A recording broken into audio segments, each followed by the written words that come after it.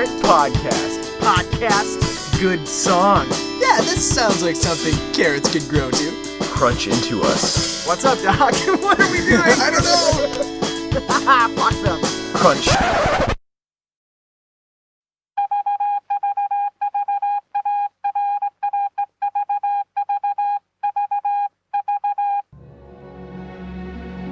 We are surrounded by serialized art, from a film series with 7 sequels to a book series with 20 entries, from a television show where zombies tear people limb from limb to a band or musical artist 3-concept album arc. The possibilities are endless. Thus, this is something serial. Two things. Is Die Another Day literally the worst James Bond movie ranked? Yes or no? Ranked? Yes. Yes. You think so? I think so. For me, I don't think it is.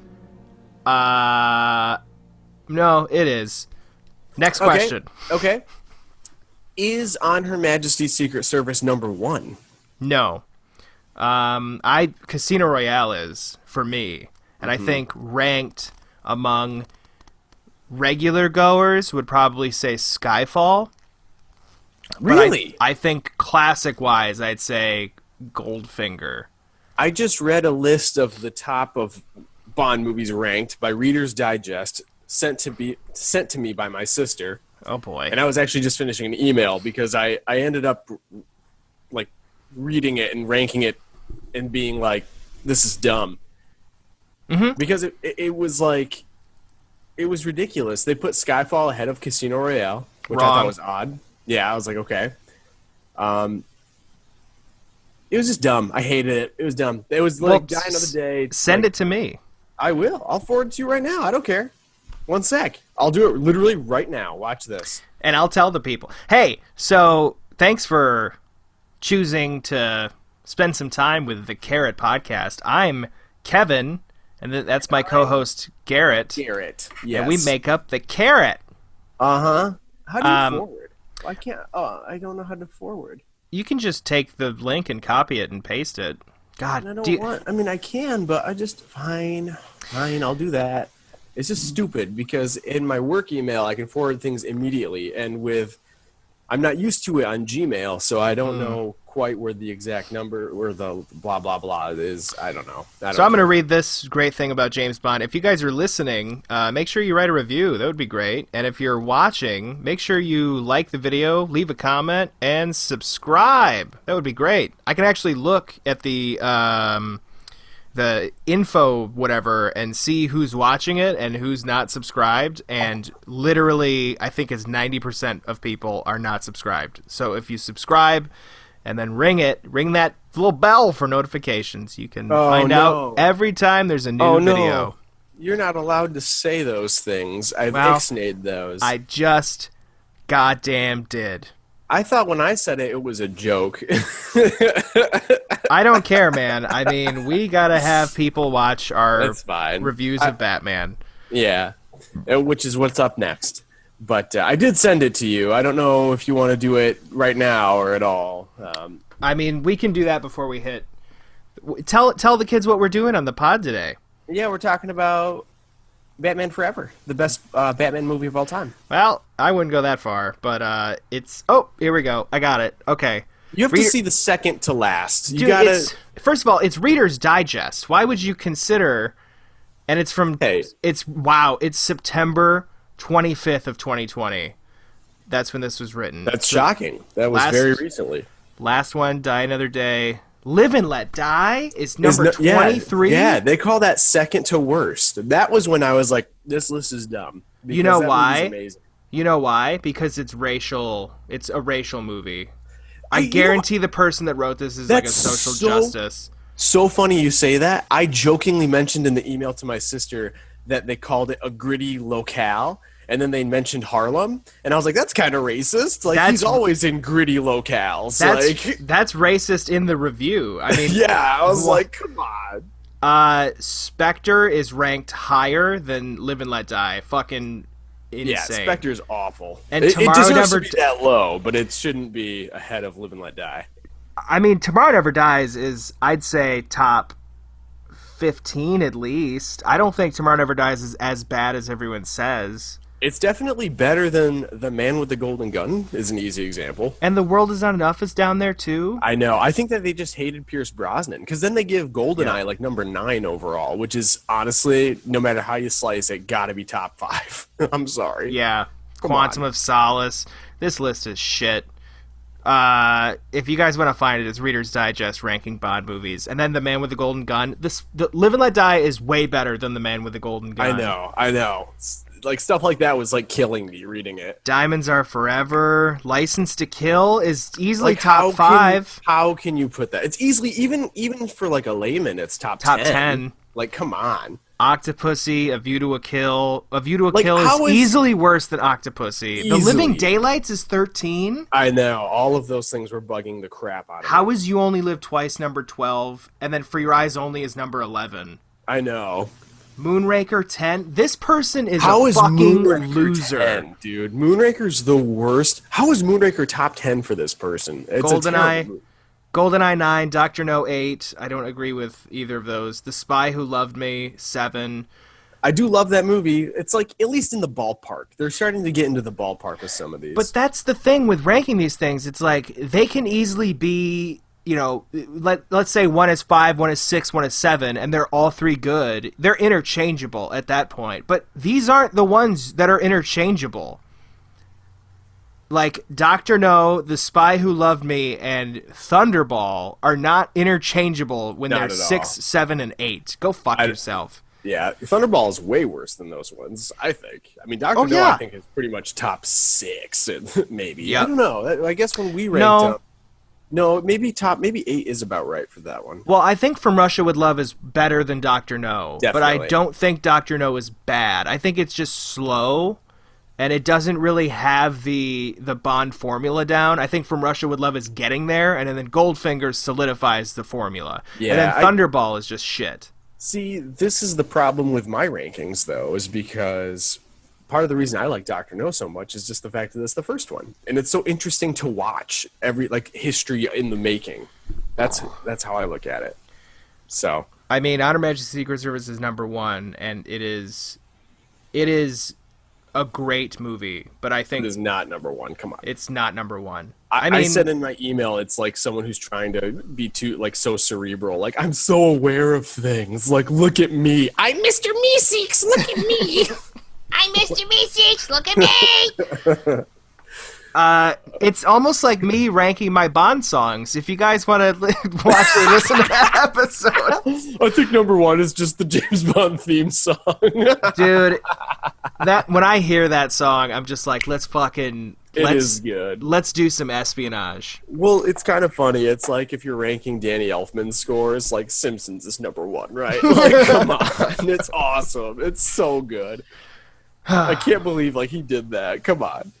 He didn't win an Emmy. That ranking is so bad. It put a bad taste in my mouth. I should have waited. It did. But you know what? You could, well, not for you, but I just want to advertise to our viewers once more because I think it was cut out. This is Montucky Cold Snack. It's Montana's PBR. It is $5.99 for a 6-pack of the Deucers. So each one is $1. Yep, they're awful. Why'd you get them? They're kind of good at the same time. It's weird. Just like PBR. Kevin, are you poor? Ooh. Are you poor? No. Well, technically, I think yes, but yeah. I mean, only technically. Technically, like 99% of people are poor, sort of. Yeah. You know? Isn't it interesting? People who are poor won't admit it unless it's convenient for them. You know what I mean? I don't know, I guess. It's like a point of pride to be like, oh, I have money. I can relate to, Republicans. They care about me. It's man. Oh, you're just a poor person. They don't care about you. No. No politics, though. Let's, I've new thing of since the last time we actually recorded. The last episode that we recorded together, I had a longer beard. But more importantly, it was election night. Yeah. And then this is coming out way later, but we have a new president, everybody, and it's very exciting for me and Kevin. President-elect. And I remember, well, I actually don't remember everything that we said on the podcast because I had a nervous breakdown that night. Yeah. But luckily... I think I was telling you to, like, be calm, it's okay. You were. You Absentee really were. ballots are coming, and it's going to be Biden. It actually, I have to say, big shout out and thank you to you because... And I'm not even trying to be an asshole, but I'm going to just say what's on my mind. You're usually pretty cynical. So to hear you, of all people, say, like, hey, maybe you should pump the brakes, I was like, oh, shit, maybe I should. And, well, I'm cynical realistically. I'm going to read and be like, oh, okay, this is depressing, and I'm going to not sugarcoat it. So I wasn't trying to sugarcoat the absentee ballot situation, much like other people that have blocked us. Exactly, and that is why again, that's why, though. I was like, oh, shit, like, I should really relax, or at least try to, because it was really getting to me. I mean, how could you... I mean, I'm sure it got to everybody who was... It really did. Yeah. I'm sure the majority of the country were watching the results like, how the fuck is this possible? And then they realized that they were only the majority, like, on, like, Thursday. It took them a while to realize they were the majority. I'm saying that everyone who voted for Biden freaked out on Tuesday and then realized that, oh, wait, no, it's not as bad, even though it's still pretty bad. Yeah, well, I mean, it is pretty sad that, still half the country voted for, a fucking maniac. But I know, it's a real issue that will need to be addressed. I'm listening to, there's a great podcast, if you guys want to listen to it, it's called American Elections, Wicked Game. And it travels from 1789 all the way up to 2020. And I am in the 2016 Hillary Clinton versus Donald Trump election. And how many episodes is that you had to get through to get to that portion? I mean, however many elections there were. That's like fucking, more than 45. It's 80, right? It's a lot. I can't like find... 90. Oh, it doesn't say how many episodes. They say it in the thing. It's like 58, maybe 60, 60-something episodes. But they're each like about an hour. But it's pretty fascinating to go from, way back in the day all the way up to now. Yeah, especially... Well, not to interrupt. I'm going to anyways. But I'm used to it. Especially because there are those presidents that you really don't hear too much about. Like Zachary Taylor is a very easy one, or Taylor. John Tyler, Zachary Taylor. Both those guys I don't hear at all about. How about James K. Polk? How about that guy? I know that guy. Yeah. Our history teacher in high school would talk about him. He would always say it in a weird way, like James K. Polk. And he almost had a southernish accent. Do you remember Mr. He was older, he was shorter, his first name was Roger. Are we allowed to say names? Oh, Mr. I can picture the... Campow? No. Compow? No. I just remember I had I might turn this into a joke because it was one of the funniest things I've said all quarantine, but how when I learn, I have to know, like, why. I have to know a reason why. And this guy explained math to me so well, geometry, and like I got a 63% in algebra. I passed by the skin of my teeth. Everyone loved that teacher, and I fucking hated him. And then in geometry, I passed with like an 83. I got it because the teacher was good, and everyone's like, "This teacher sucks." And I'm like, "Guys, I get it, okay?" Was that the he guy wears who tight talked in a shirts? monotone? Yes. And the joke I want to say is like, guys, I get it. He wears tight shirts and his nipples are always hard, but he knows his shit. His name's Mr. Cock. No, it's Cook. K-O-C-H. There's different pronunciations. That's what it is. You punani. I liked him. I remember. See, that... I did too. Dude, we touched on this in, I think, one of the episodes. But basically, like, people would tell me, oh, he's the worst, or, oh, she's so strict. And then I would have them in class, and I'd be like, this person's normal. Like, I don't even know what you're talking about. I mean, same thing happened for Mr. Buckrey. You, me, and Alex just loved him. And then everyone else is like, this guy sucks. And I'm like, no, he's a good teacher, you dumb twat. That's what we're here to do. We're here to learn, you dummies. Also, like, He's develop. just teaching all the time. Yeah, that's his job, you twat. Weird. I don't know. I guess I could kind of see why you might think that, given the classroom setting. I know. Our fucking desks are facing him. I don't get it.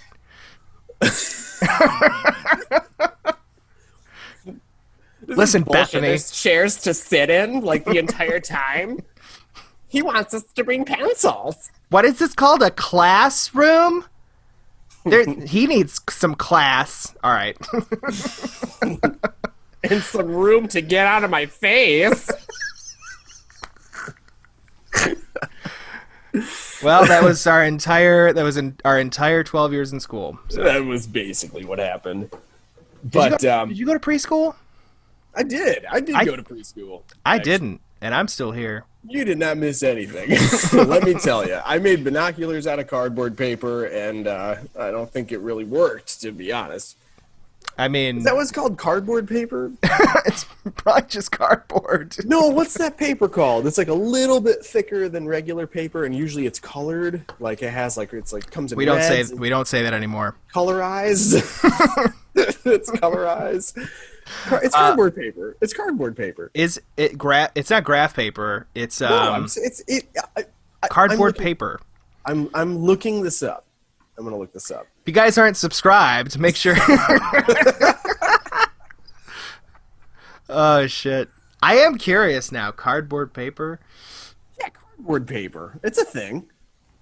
It's yeah. I'm looking at it right now. It's exactly what it is. It's called cardboard paper. I wish I can send you an example. I'm going to send you an example. Oh, jeez. This is too much. I'm going to copy the link address, and I'll just email it to you. Just like I did with that horrible article from Reader's Douche Jest. Oh, man. Well, I'll check my email. I scratched for that douche. But her emails. Her emails. Never again. Oh, what a fucking douche. You might have to copy and paste this. But there you go. That's fine. We gotta get some computer tech person to handle you. No, I'm fine. I like it. It adds to the show. It's all about the shenanigans that are going on. But I started out preschool in a Christian school. Okay. And then I said, "Oh, bye." And then I said to my mom, "I don't want to be here." Now, that could be it was a reflection of who I would become as an adult, or B, I didn't want to be in school in general, and I was a kid, so it's hard to know. But I left. Either or. I went to Walker Station. You know Walker Station. I do. I went to Marne Elementary. I went to... Oh, for preschool. Just for preschool. I don't know why it's called Walker Station. It used to be a train station? I don't know.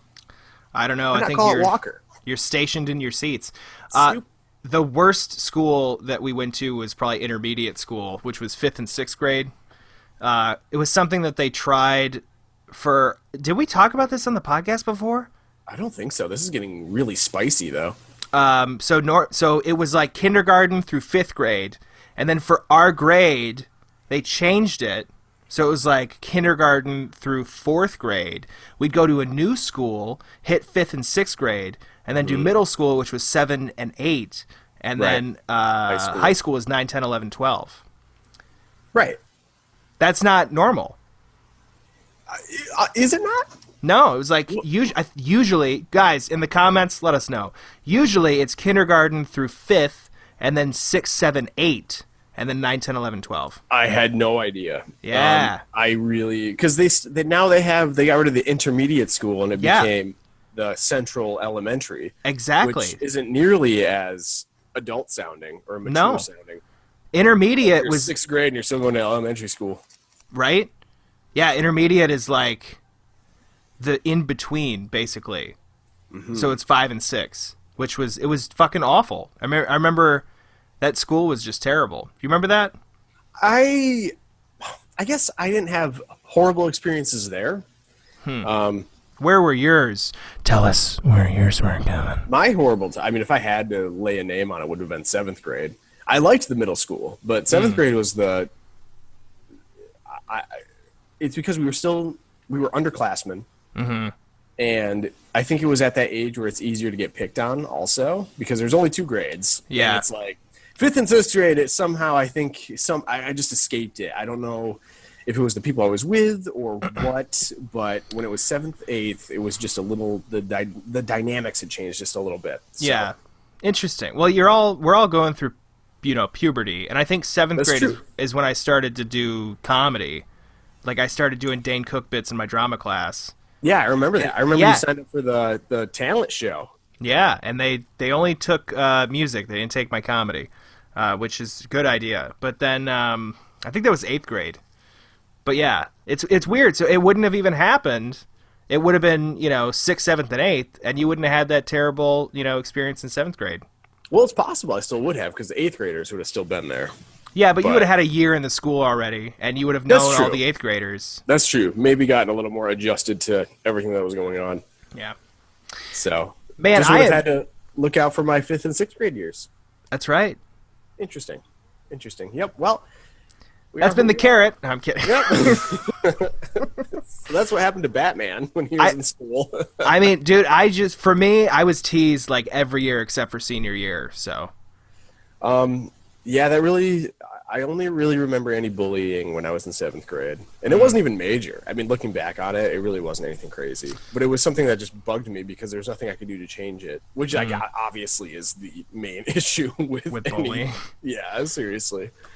Yeah, it's so weird to like have people like you get out of school and you're like, finally, I won't get bullied anymore, and then you have a president that like that's his whole fucking platform, and you're like, dude, I'm having flashbacks right now, and my family is supporting my bully. Like, I mean, fuck you. Like, there's no reason. Like, were you a bully in school? Like, I get to project all of my feelings onto my family members. It's so weird. It makes you wonder. Yeah, it does. It makes you wonder. I mean, how many kids did my dad, put in lockers? It really makes me think. Yeah, I mean, I have to say,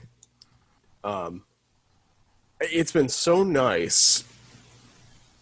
He's not been in the news to speak of. It's all you hear is like, yeah, the president still won't concede anyway. That's all you hear, and it's like, stock well, markets. It doesn't matter. Like, well, I know.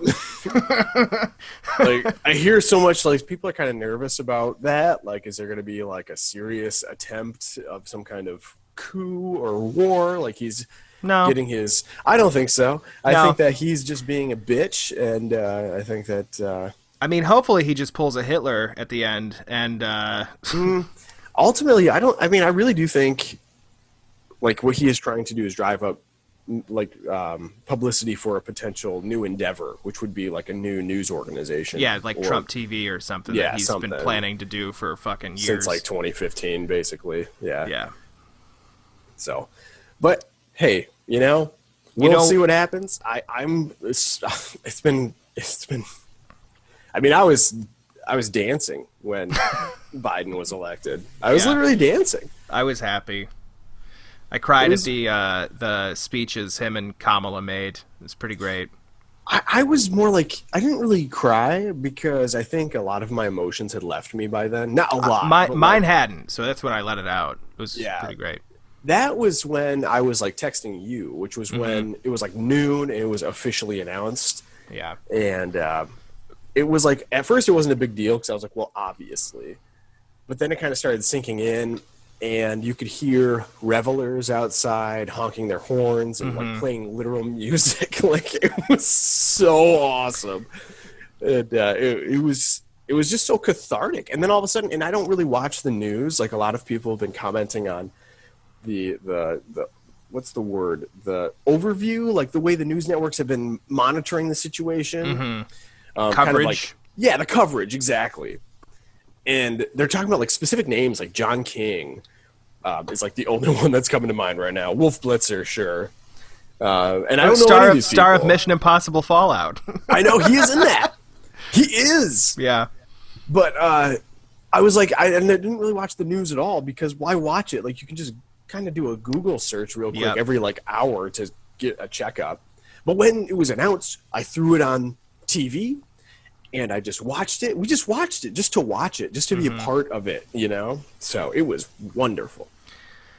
Yeah, it's a great feeling. It's, I mean, and just listening to, like, the nice thing about it, too, is it wasn't too close to call, like Florida, because, you know, there's, like, the issue with the ballots that I was just listening to on that podcast, but the hanging chads. Yeah, like the thing with this is, sure, like they were picking someone else. God. Yeah, like sure, with this you could do a recount, but it wouldn't affect the outcome. I mean, that's how many electoral college votes that Biden had over Trump.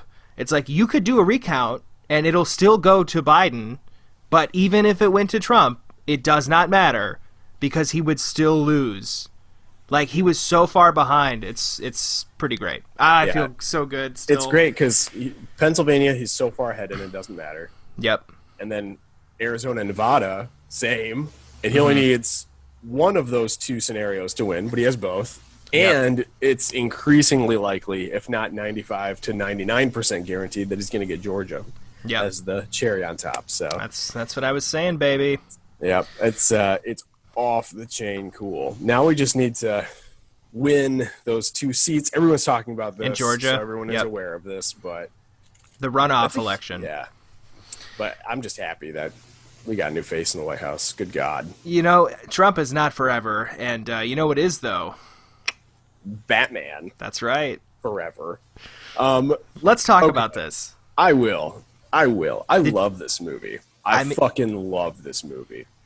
This is a movie I can watch a lot. Okay, I'll start. I'm just going to throw things out there. Okay. A couple things. Chris O'Donnell's kind of awesome in this movie. Wrong. For one thing. Yes, he is. Okay, we'll put that aside. Let's do some easy ones. Val Kilmer's amazing. He's an underrated dude in general, and he's perfect in this part. I agree with that. Great. Joel Schumacher, out of nowhere, is perfect as a director for this movie. He had not done any big budget movies prior to this. At that time, he was famous for like the John Grisham movies, which is so weird to me. Mm-hmm. Because, oh man, I'm trying to think of some of his earlier directorial efforts, and the only one that's coming to mind is that Time Lily to Kill Tomlin movie. No, not that one. Oh. It's The Incredible Shrinking Woman, or I think. I never saw that. I saw it a long time ago. I mean, it's fine. It's a comedy, obviously, but it's just so weird to me that this dude who he's made some pretty flamboyant Batman movies, and yet some of the most well-known movies he's known for are like A Time to Kill and The Client. Mm-hmm. It's like, what the hell? What's going on here? He's known for destroying Batman. He's Two-Face. That's his legacy. Yeah, and he knows it. It's so weird because, like, watching this movie, you mentioned it on the last, the Batman Returns one that we did, but, the last episode that we recorded, it was the election night one, but you talked about Batman Forever, and the credits, like the credits coming at you. Right, and Superman style. Yeah, Superman style. The moment that started, I was just like, okay, we're definitely in for something new. Mm-hmm. And I'm tempering my expectations because I don't know how this is going to go. I don't know if it's going to be, well executed, because I'm trying to really, like, see it with fresh eyes. Because I had all the things up in my head about, like, what I thought about it because of, the Joel Schumacher curse and all that stuff. And then I'm watching the credits and I see a Tim Burton production, and I'm like, okay, so he's still got his hand in the ring.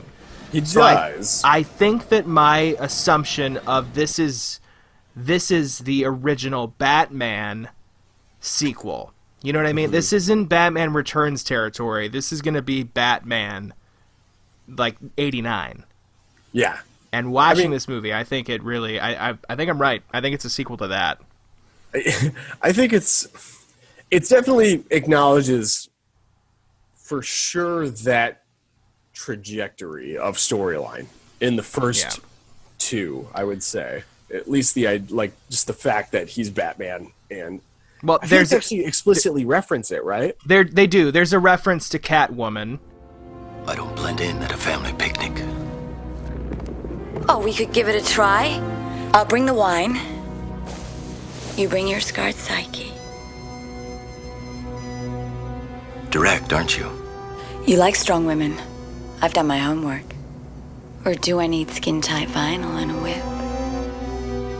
I haven't had that much luck with women.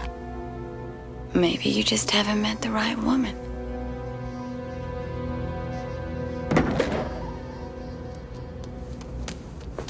I saw the signal. What's going on? Nothing. False alarm. Are you sure?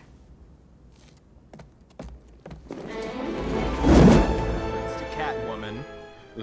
Meridian or Chase Meridian, she says it. Nicole Kidman. Who's great. She's in it. She's great. It's really funny to see because it's the same. They took the Superman thing again, where Lois is in love with Superman, and she's battling between Superman and Clark Kent, like she can't decide, kind of thing. Right. And Nicole Kidman's in love with Batman, and then she ends up choosing Bruce, and you're like, oh, they're gonna go off together. This is great. Mm-hmm. So yeah. I have to just also say one of the fun things about their scenes together is there's that like saxophone in the background that's it's so corny, but it works for this movie. It works for the movie. It does because they're not going overt with it. It's the opposite with Batman and Robin. They do the same thing where with Poison Ivy. Robin's about to do the yes, exactly. It's so much funnier. I know that's what Plastic lips. Oh man, I just love this movie. There are a couple things though that are kind of ridiculous. Like, I gotta say, there are a lot of things that are ridiculous, and I cannot wait to talk about them. It's so weird how ridiculous it is, but it's also there are so many moments that are like kind of awesome at the same time. I'm going to be bouncing around a lot because I haven't watched it in a while. So here's an awesome moment for you. When Batman is trying to get sorry, my phone beeped. I don't know if you heard that. It's the blood donation center. I can't do it during COVID. I get it. I understand there's a huge need. I wish I could, but I just don't know if I trust it. And I know that everyone says it's cool, but I can't trust what everyone says. I can't do it. I pass out every time I've tried to give blood. I mean, they're like, just make sure you eat breakfast and just make sure you drink tons of liquids. And I'm like, I do, and I still cannot do it. So I sorry. love donating blood. I used to like donating plasma because you'd get money for it, but the needles are too big. And then I switched to donating blood because it's faster and the needles are smaller, and it technically helps people more. Mm-hmm, so, but then COVID hit, and I mean, you know, call me crazy, but I just can't do it. It's the same reason, like, people are like, oh, it's fine to eat in restaurants. Like, you're socially distanced. And I'm like, you know, I'm not gonna still, though. Like, I'm gonna try to eliminate the possibility of me contracting it by eliminating the ways that I could get it. What's your a day in Minnesota? What are the numbers a day? Do you know? A day? No, I don't know. Oh, shit. I know this. I was listening to NPR because NPR became listenable again because they're not just talking about Trump all the time. They're talking about, like, other things. I listened to a really nice episode about Veterans Day. It was about suicide awareness, actually. It was really interesting. Oh, which is obviously a huge issue. Of course it is. I wish people took it more seriously. Indeed, indubitably. I don't remember offhand. I can look. Well, I know here it's like 10,000. Like, we're approaching 10,000 a day. We've had like a couple 6,000, 7,000, 9,000, I think, a couple days ago at the time of recording. Yeah, it looks like... So that's Michigan. It looks like we're up around, holy smokes, around 5,000 to 6,000. Mm-hmm. It's spiking all over the country. It is. And things are still open. I know. So. Don't worry. When Biden's in office, he's going to have a 6-week stay-at-home order with stimulus checks sent to everyone so that everyone can safely maintain this. And this includes like small businesses and whatnot, as well as like individuals. And that'll definitely help curb it. So. Yeah, I mean, it just sucks we have to wait until January. True, but it also depends on Congress and what they're going to do. So that's the whole. I mean, you know, that's why it's still stuck up in their ass right now. They're not budging. So about this thing. So here's the badass moment. First of all, I need to hear how you feel about Robin. I love Robin in this movie. He's awesome. Robin is a hard character to do well. They've only tried it twice, live action. The second time was awful because they retreaded ground already. What was the other? What were the times that they did Robin? Only two. It was Batman Forever and Batman and Robin. So Batman and Robin was terrible. Oh no! I mean, well, they also did Robin with the original Adam West, though. Oh, okay. Well, that's true. And they kind of did with Dark Knight Rises with Joseph Gordon-Levitt. I don't know how much that counts, but actually, technically, he's in Batman versus Superman because his suit is there. Yeah. So there's always references to it, but anyway, but like major, like, hey, this is Dick Grayson, Robin, bam. For this movie, I mean, how old is he supposed to be? Because he looks 30. That is a good question. He definitely doesn't look 30. I know you're joking. No, I know. But like he could be either. He's definitely not fucking 15. Like I think he's supposed to be like 18 to 19. That's my guess. That's my guess. That is so unconvincing. Maybe 21. He could be. I don't know, man. It's just annoying to see someone who looks older doing things that you're like, oh, a 15-year-old would be doing this. Well, that's true of like basically any horror movie, right? Where there's like 30-year-old high school students running around. Agreed. And I don't like it then. At least in Friday the 13th, they could be college age. Yeah, they pretend like it's okay. It's so interesting. I mean, not to get too far off track, because we'll continually do that, but when it gets to the original, like, Friday the 13th, Nightmare on Elm Street, they're all, like, 18, 19, 20.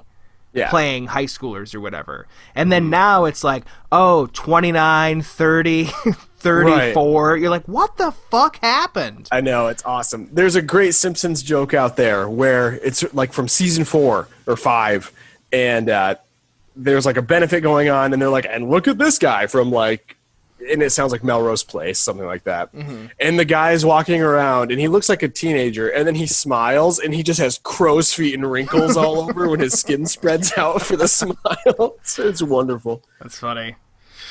Yeah, I don't know. I just find that interesting. But yeah, he looked so much older, and it took me out of it a little bit, where it's like it's just he's an annoying character to me. That's so interesting. I really liked him in this one. And I get that I liked the idea of I will say one of my favorite scenes, it's not even him as Batman, it's Val Kilmer, like, trying to convince Robin to stay, and he's like, oh, I have a motorcycle here, you're on low, so I'll put some gas in it, so you can be on your way. Like, he's doing that reverse psychology thing. Right, and it all makes complete sense, because it's Bruce Wayne being, like, smart. I love seeing a smart Bruce Wayne, like in Batman Returns, where they record the thing or whatever and then play it through the city while he's doing his fucking speech, the Penguin. It's so great because it's like it's smart thinking, and that's the same thing that he does here. And he says to Robin, he's like, oh, I got that's the only one that was made and all that stuff with the motorcycle. Mm-hmm. And then he's like, oh, you can fix it up and you could have it. And it's just like, oh, I guess I'm going to stay in the movie for a while. Yeah. And yeah.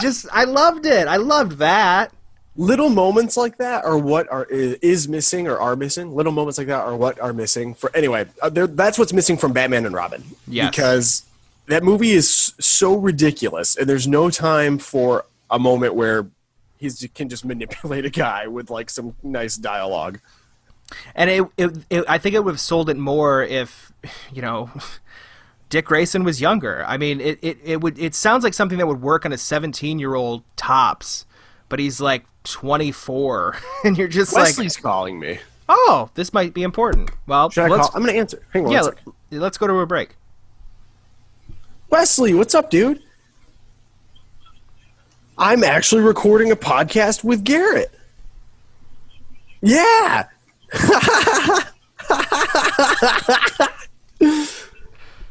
Well, he will. He said, "What's up?" Hi, bud. What are you doing?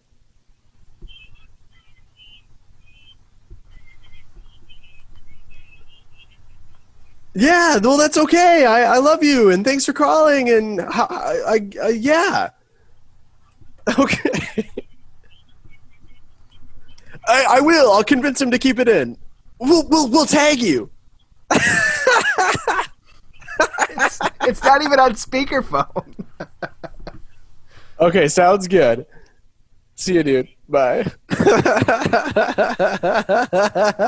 He said he has to stay in. I know it wasn't on speaker. Can we put in like we can put in a voiceover? I'll be his voice. Well, no, I'll just put his picture where my head is. Oh, that's good. That works. So everyone saw it. Perfect.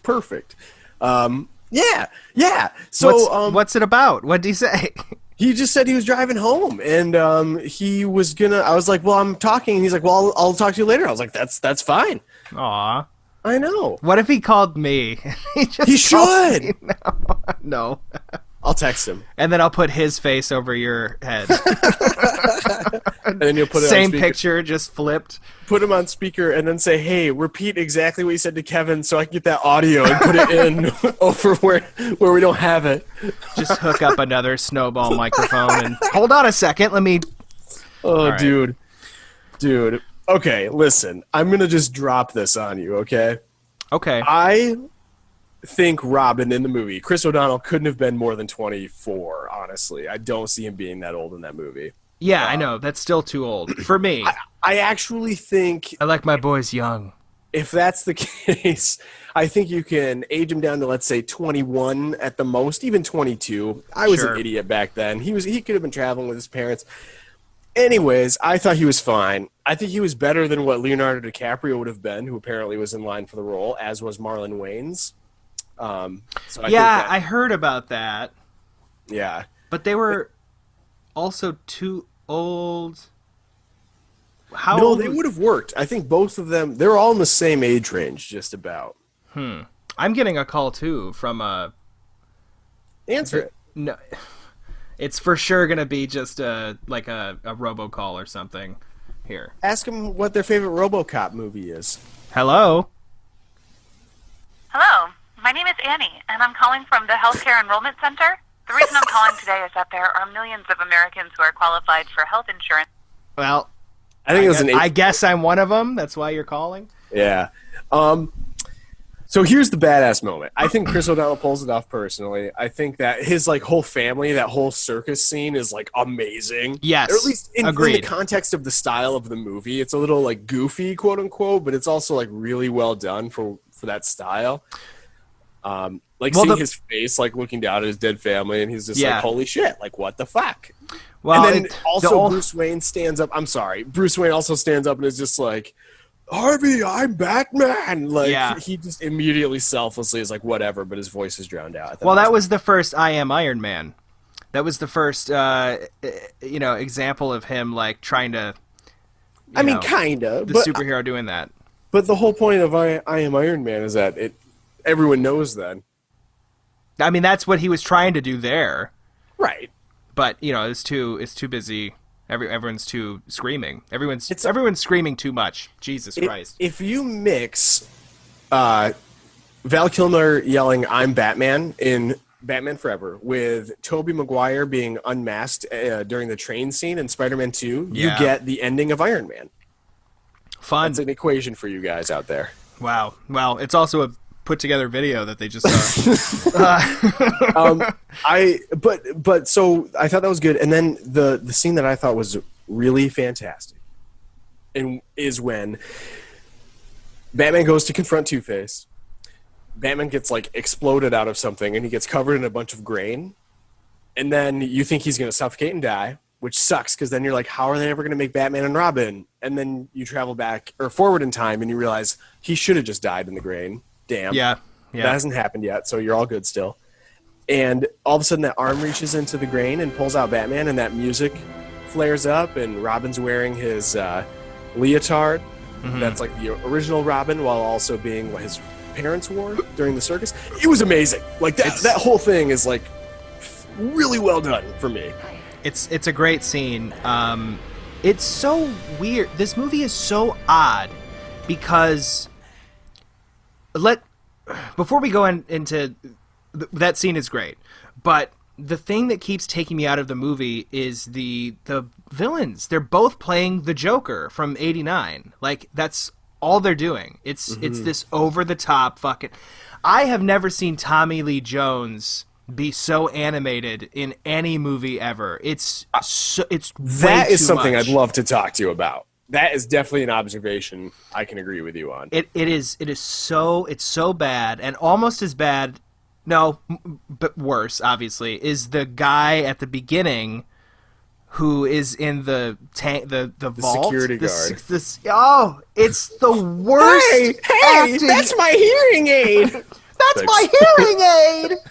Oh, it's boiling acid. How does he know these things? Like, it's coming out of the. It's like, who fucking loaded the safe with the acid? Oh, it's boiling acid. I have to say, it's moments like that where I'm like, I wouldn't say it takes me out of it because the whole movie is so ridiculous. But like that, as well as the safe when it flies back into the bank, it's just a perfect trajectory right back into exactly where it was. So dumb. I know. It's really weird because it was dumb. That act. You said you weren't gonna kill me. Like, it's act. I mean, whoever the guy is, I'm sure he's a very nice guy. But Jesus Christ, that acting is so bad. We'll just put a smash cut of all of his lines here. But before you do that, you can throw in my favorite line. One of my favorite lines in a movie, and I no lie, I think about this one. It's when Two-Face is saying "Another day of wine and roses," or in your case, beer and pizza. Like, amazing. Love that. Fortune smiles, another day of wine and roses. Or in your case, beer and pizza. But you said you'd let me live. Too true, and so you shall. Nothing better than live bait to trap a bat.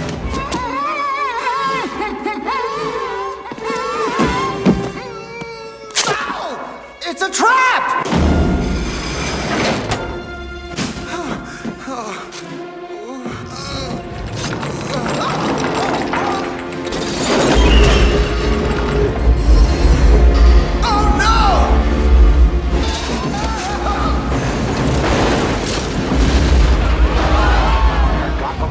A glorious flood of chaos.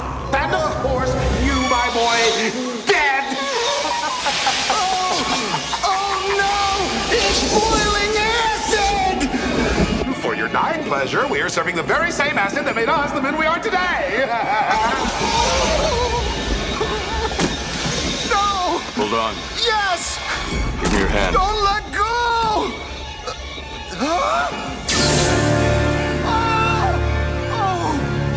You're gonna have to borrow this. Hey! Hey! That's my hearing aid! Thanks. Wow! My shoes are melting! No more!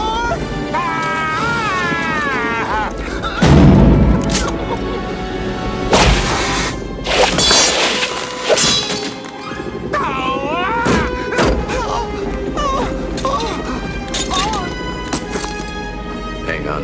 Hang on!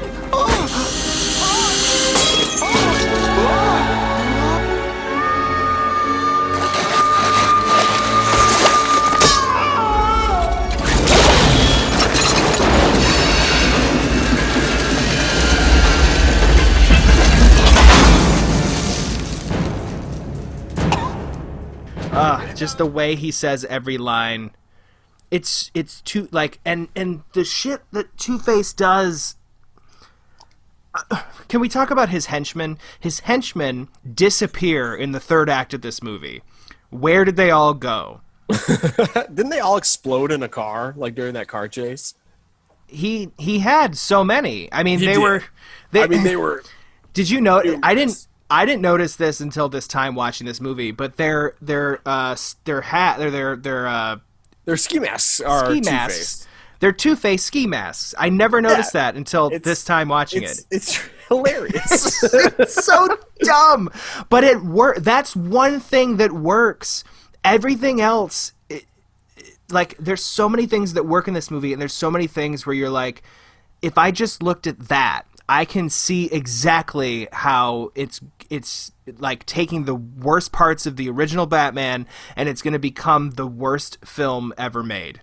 I can see, I can pinpoint it, and it's going to happen. Mm-hmm. And Jesus Christ, Tommy Lee Jones in this movie, it was fucking, I mean, how can anyone take this guy seriously? He has fucking purple ooze from Mighty Morphin Power Rangers on his face, and that's supposed to be an acid burn that made his head go crazy too? It really, I have to say though, it's unfortunate because a couple things. Tommy Lee Jones seems to give it his all. He does. I know he does. He's not a fan of it, and I think he did it for maybe like one of his kids convinced him to do it. I really don't know why. He had a working relationship with Joel Schumacher, which is interesting to me because he's always been in serious movies. Yeah, he was coming off The Fugitive and U.S. Marshals, and then fucking he does this, and it's like... U.S. Marshals came after, just for the record. Oh, really? Okay, never mind. But I mean, you're right. I mean, it was like Fugitive. I mean, hell, Coal Miner's Daughter, like JFK. There's that other Oliver Stone war movie. I mean, there's a bunch. I mean, it's only drama movies. And he works with Joel Schumacher on The Client. And then Joel Schumacher's like, bro, I'm taking over Batman Forever. And maybe Tommy Lee Jones is like, oh, great, I see. Tim Burton doesn't want to do it. They're hiring Joel Schumacher. I know him. I'll do it. And then as he's doing it, he's like, oh, this isn't like an adult take on it. It's like a ridiculous take. And he's like, ooh, what can I do? Whoops. Now, are you going to have me have like a green leopard print pant on one side of my clothes?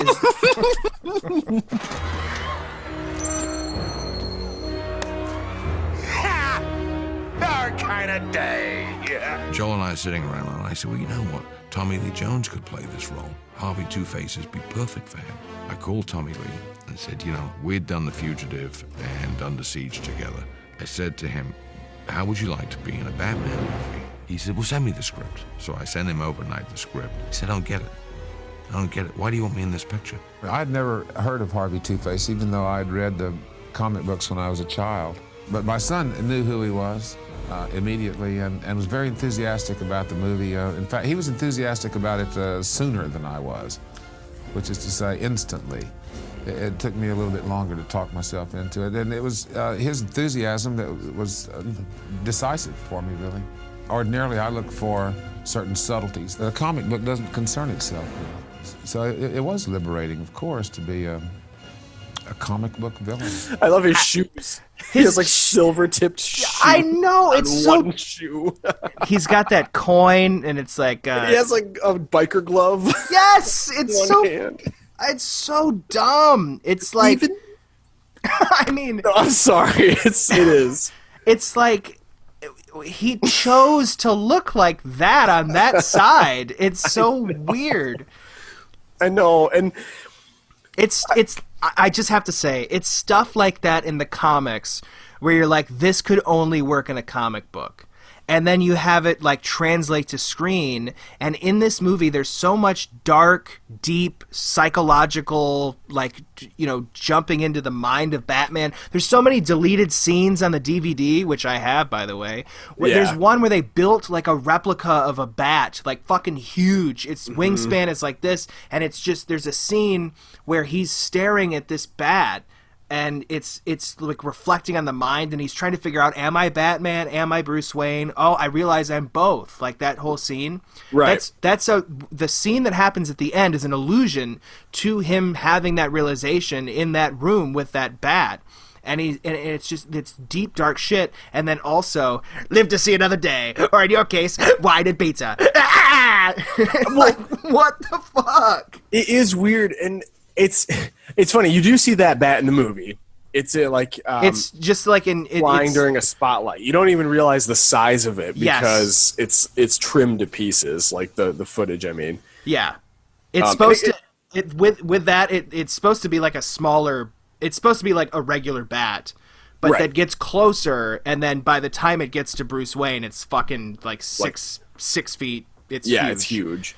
And it's interesting because I do think I have heard they've been trying to get a work cut of that together, or whatever the phrase is, like work print, all the work prints, all the scenes together. Because like, there's one guy that was like, cut out completely. Well, I heard that they're really actually like trying because of Justice League, which would be great. I'd love to see another cut of this movie. I mean, it's a great movie already. I think there's a good movie. Interesting. I think there's a good movie in there somewhere. I think this movie is... I think there's a great movie in there somewhere. I think this movie is fine. I think that's my takeaway. I think for everything that's going in, I can see where you're coming from, where it's, like, amazing. But for me, it just... There's some things... It's not great. It's not actually great, but I just love it. There's so many... I do, too. I love it. But it's the same reason I love Die Another Day. I would disagree. I think that this movie nails a tone better than Die Another Day does. That's for sure. Die Another Day is like out there flailing. This thing is like, what's up? Like, look at this dick. Like, what's up? Look at this dick. It's a bat. Yeah. What were you going to say? Well, there was one thing I wanted to address, which was how both of the villains are so full of antics. And it's kind of unfortunate because they hired Tommy Lee Jones for a reason, and I think that was to play the more dramatic role. Because Jim Carrey, I think, nails it as the Riddler. Yes, he does. For the tone of the movie that they're going for, he's fucking awesome in this movie. Mm-hmm. So yeah, that's I think I remember seeing this or hearing it, and if it's I'll look it up. But if it's wrong, then I'll put in Kevin Spacey from Superman Returns again, going, wrong! I did that in a previous episode. Nice. If I'm wrong, but I think I saw something to the effect of, like, Jim Carrey was hamming it up so much that Tommy Lee Jones thought he had to also. Oh, really? That's what I read, but I don't know if it's true. I'll double check, but yeah. There was a great quote, and I have told you, but I'm telling you this for the sake of the listeners, where Jim Carrey like approached Tommy Lee Jones at a restaurant after filming had been completed, and is like saying hi to him, and Tommy Lee Jones just says, "I do not sanction your buffoonery," which is the greatest thing I could ever hear. Man, I hope that happened. I mean, Jim Carrey tells the story. It's out there, and he ends up saying, like, he tries confronting him and like saying, well, why, like, what's wrong, like, and instead of leaving it alone. But it's funny. I'll see if I can find that story and I'll put it in. Yeah, that's what Tommy Lee Jones said to me too. He said he couldn't sanction my buffoonery. He couldn't? He couldn't sanction my buffoonery. What movie is this? That's when we did Batman together. Wait, you're the star, though. I was the star, yeah. That was the problem. Did you ever have this problem with guys who were like, I'm a better actor than this fucking movie star? Did you ever get that? No, because there was no me. Oh, but I mean, the guy that Tommy Lee Jones was talking to. Oh, the guy that Tommy Lee Jones was talking to. Or thought he was at a restaurant, and you know, the maitre d' said, "Oh, Tommy, I hear you're working with Tommy Lee Jones. He's over in the corner having dinner." And I went over and I said, "Oh yeah, great." I went over and I said, "Hey Tommy, how you doing?" Like that, and the blood just drained from his face, like he had been thinking about me 24 hours. You'd already done the movie. It was just fucking no. It was before the biggest scene we have together in the movie, and the blood just drained from his face, and he started shaking, and he got up and he went like this. He must have been in mid kill me fantasy or something like that. He was like like this, and he went like to hug me, and he said, "I hate you. I really don't like you," like that. and I said, "Gee, man, what's the problem?" Like that. And I pulled up a chair, which probably wasn't smart. And he said, "I cannot sanction your buffoonery." My theory on that would be that he's a famous guy. He used to be the center of attention. You walk into a room, he's not the center of attention. Well, he might have been uncomfortable doing that work, too. That's not really his style of stuff. You know what I mean? He's like No Country for Old Man. He cashed the check, baby. That's right. Playing Harvey Dent. That's right. He was playing Harvey Dent. That's right. I just guessed. No, you were That's a great guess. That's right. Absolutely. Nice job. There's a cookie.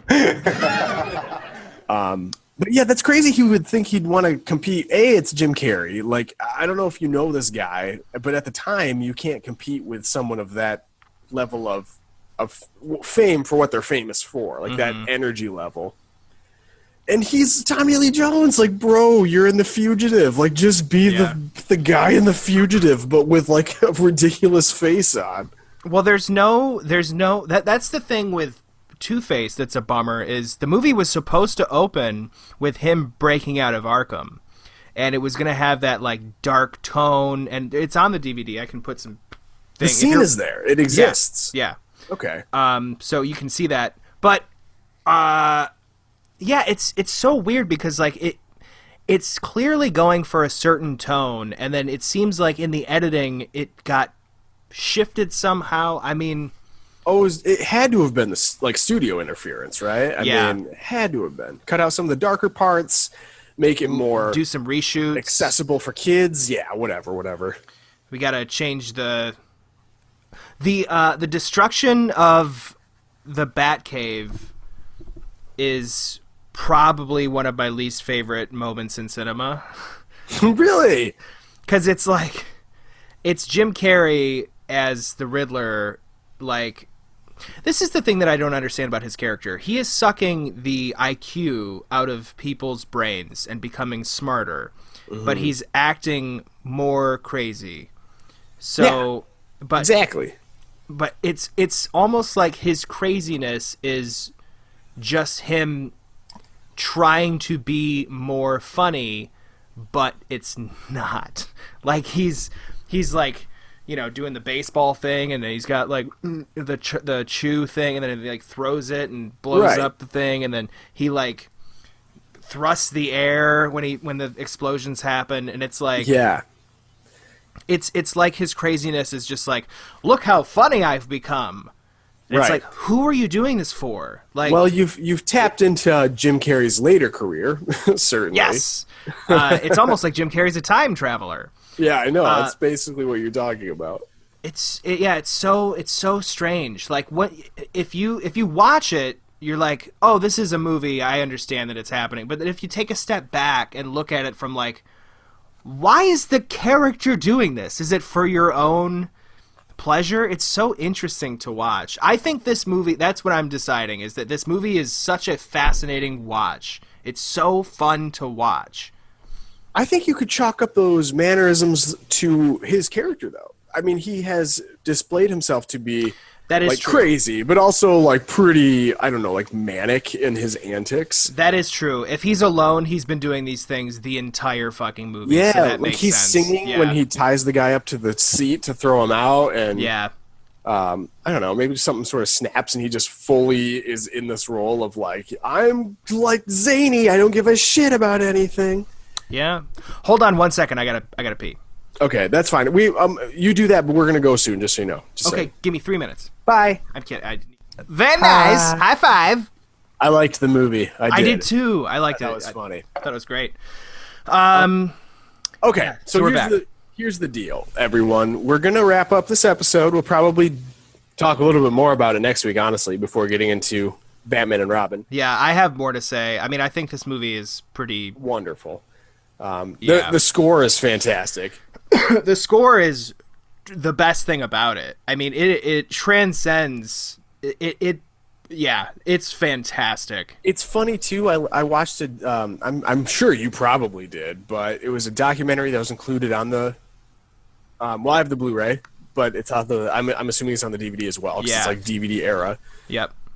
It's Elliot Goldenthal, and he's saying, well, when I was hired to do it, I was thinking, like, what would the theme sound like? And I started thinking about, like, what kids would do if they're playing with, like, action figures. And it'd be like, you know, do, do, do, do, do, do, do, do, do. I'm like, oh, my God, that's exactly what it is. Yeah. It's perfect, and it's so great.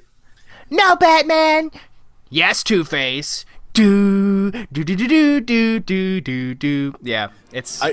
For the opening title theme, I wanted to have a sense of power and flight, and Also, I was trying to remember myself as, like a little child playing with maybe little Batman toys, and I was thinking, what do little children sing? They sing their own scores, If you watch kids play, they're composing their own music. And I was going, yeah,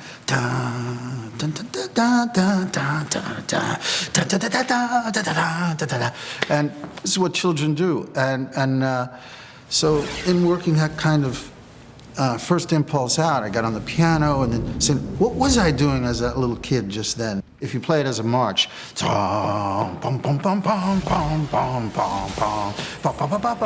very heroic. I can't wait to talk more about this because I would love to talk more about Two-Face's food choices. That's my next thing. Fuck, I totally forgot about that. I wanted to bring that up. I wanted to bring up, yeah, we have so much to talk about. And we got to talk about Val Kilmer because he fucking kills it in this movie, I miss too. Val Kilmer. I know he had throat cancer, which sucks. Yeah. But even before that, his career had stalled. And well, the last thing he did was like the Kiss Kiss Bang Bang, which I fucking loved. Yeah. There were a couple ones so that was really good. Like in the mid 2000s, he did Kiss Kiss Bang Bang. The Salton Sea is actually a pretty solid movie. Never saw it. Chaos Experiment. That's not worth talking about. No, I know, but that's another example. The other one was Spartan, which was a David Mamet movie. Oh.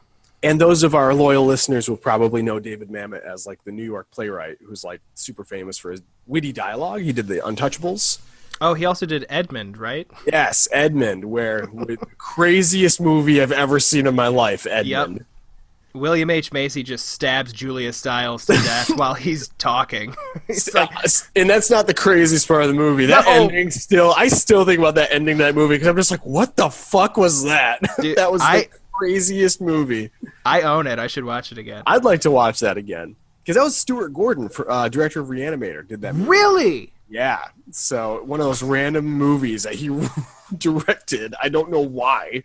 I can't believe I own it. I wonder how much that's worth. Nothing. I bet you it's worth something because nobody remembers this movie. It's one of those movies that was like, it was just flushed out, and I don't know how no one watched it. It's Stuart Gordon. It's David Mamet. It's William H. Macy. It's Julia Stiles. Isn't Mina Suvari in that movie too? I don't remember. I know it was a cast of mostly like women actresses. Yeah, it's like women that he like fucking creeps out because he's like, I can't believe that this and that and this. Yeah, and then I guess he gets in touch with like a Nazi guy at one point. And that's where he gets that knife, the trench knife, I think it's called. Oh yeah. But anyway, I can't believe I remember so many details about this all of a sudden. But I don't. I literally just remember the end and then Julia Stiles. Yeah, Bokeem Woodbine's in it. I'm like, how is this gonna end? I see. It's like a fun version of Shawshank where he's in prison but he's like chill with it. Yeah. Is that too much of a spoiler? Sorry, everybody. He's in prison because he's supposed to be there. Yeah, it's like the exact opposite of Shawshank. Yeah. Okay, well, we'll definitely get into that. There's so much to unpack. Spartan, good movie though. Good movie. And he was in MacGruber.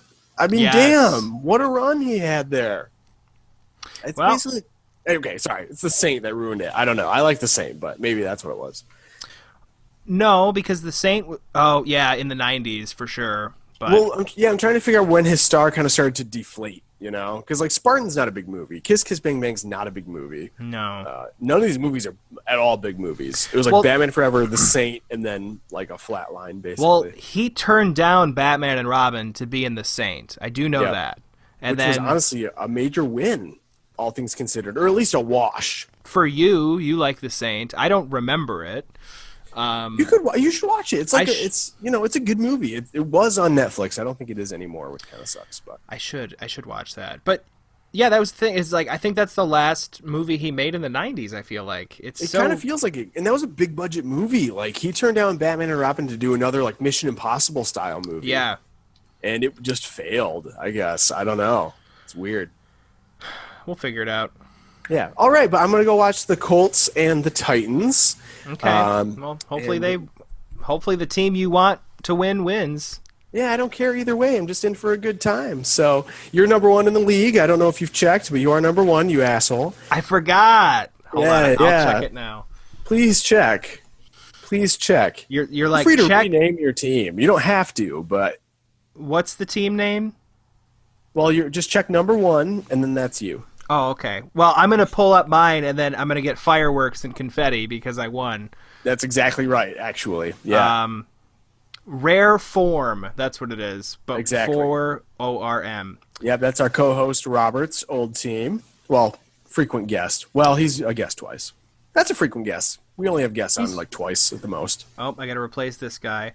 All right, well, everybody, thank you. If you're still watching and listening, make sure you subscribe on whatever platform you're listening on, and let us know what you think of Batman Forever. And we're still not done talking about it. Maybe we'll bring up what you say on the next episode. That would be great. Yeah, that'll be fun. All right. Deuces, love you. Peace and love. Be safe. I'm Gerrit. And I'm Kevwev. Kevwev. And this is the Kevweverit. Kevweverit. And something cereal. And something cereal. It's a presentation. Okay. Bye. Bye, bud. Enjoy the game. Okay, bye. Bye. Bye.